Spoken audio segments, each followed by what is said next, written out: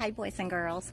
I was sitting out here just enjoying some of this sunshine, and I thought I might go ahead and read you a little bit more from our Ramona book.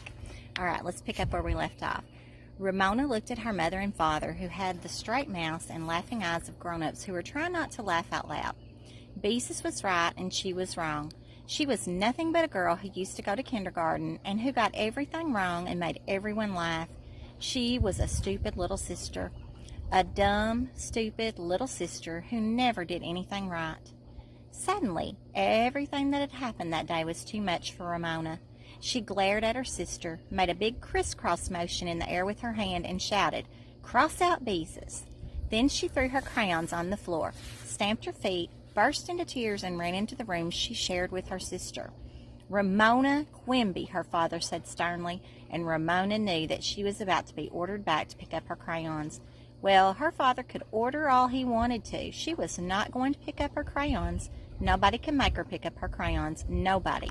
Not her father, not her mother, not the principal, not even God. "Now, never mind," Ramona heard her mother say. "Poor little girl, she's upset. She's had a difficult day. Sympathy made things worse." "I am not upset," yelled Ramona, and yelling made her feel so much better that she continued, "I'm not upset, and I'm not a little girl, and everybody is mean to laugh at me." She threw herself on her bed and pounded her heels on the bedspread, but pounding on the bedclothes was not bad enough. Far from it.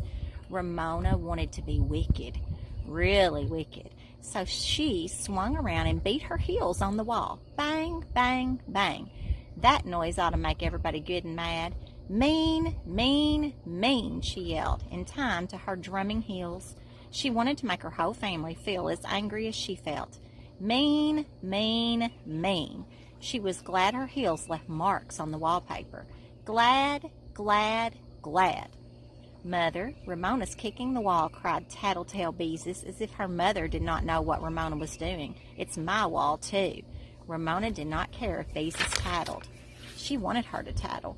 Ramona wanted the whole world to know she was so bad she kicked the wall and left heel marks on the wallpaper.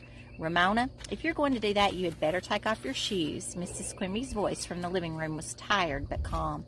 Ramona drummed harder to show everyone how bad she was. She would not take off her shoes. She was a terrible, wicked girl. Being such a bad, terrible, horrid, wicked girl made her feel good. She brought both heels against the wall at the same time. Thump, thump, thump. She was not the least bit sorry for what she was doing. She would never be sorry. Never, never, never. "Ramona," Mr. Quimby's voice held a warning note. "Do you want me to come in there?"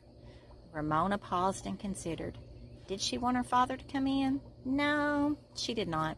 Her father, her mother, nobody can understand how hard it was to be a little sister. She drummed her heels a few more times to prove that her spirit was not broken. Then she lay on her bed and thought wild, fierce thoughts until her mother came and silently helped her undress and get into bed. When the light had been turned out, Ramona felt so limp and tired that she soon fell asleep. After all, she had no reason to try to stay awake because the Tooth Fairy was not going to come to her house that night. The next morning, Mrs. Quimby walked into the girl's room and said briskly to Ramona, "Which dress do you want to wear to school today?" The empty space in her mouth and the heel marks on the wall above her bed reminded Ramona of all that had happened the day before.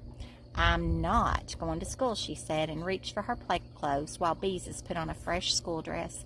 A terrible day had begun. No one said much at breakfast. Howie, who had recovered from his cold, stopped for Ramona on his way to school and then went on without her. Ramona watched all the children in the neighborhood go to school, and when the street was quiet, she turned on the television set. Her mother turned it off, saying, "Little girls who don't go to school can't watch television." Ramona felt that her mother did not understand. She wanted to go to school. She wanted to go to school more than anything in the world, but she could not go back when her teacher did not like her.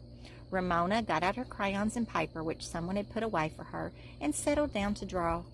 She drew a bird, a cat, and a ball in a row, and then with her red crayon she crossed out the cat because it did not begin with the same sound as bird and ball.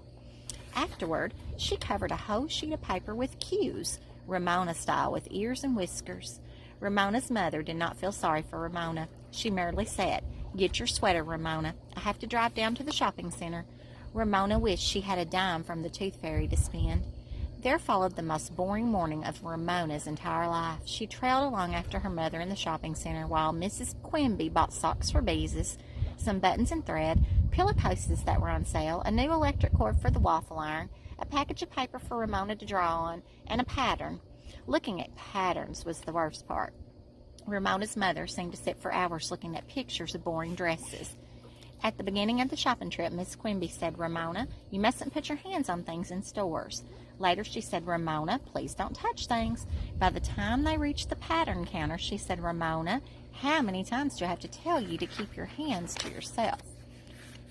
When Mrs. Quimby had finally selected a pattern and they were leaving the store, who should they run into but Mrs. Whistler, a neighbor.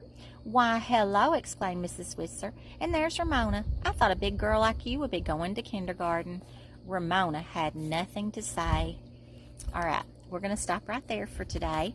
We don't like a whole lot being finished. We're going to see how this book winds up before too long. Bye for now.